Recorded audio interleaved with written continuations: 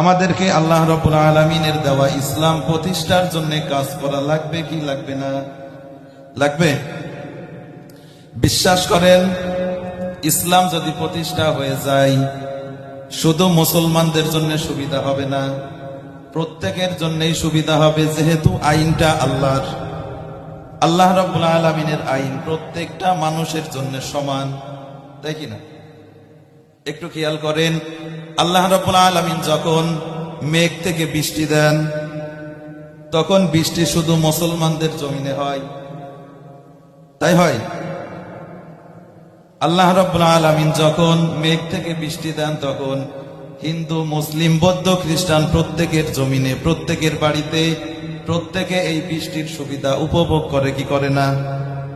আল্লাহ রাব্বুল আলামিন যখন দিনের বেলায় সূর্যটা জ্বালান, সূর্যটা আল্লাহ রাব্বুল আলামিন যখন উদিত করেন, সূর্যটাও তেমনি ভাবে প্রত্যেকটা মানুষকে আলো দেয়।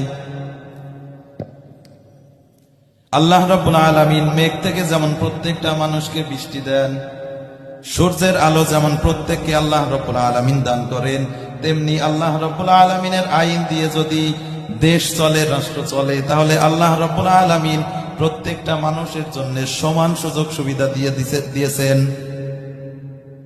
এই জন্যে আমাদের হিন্দু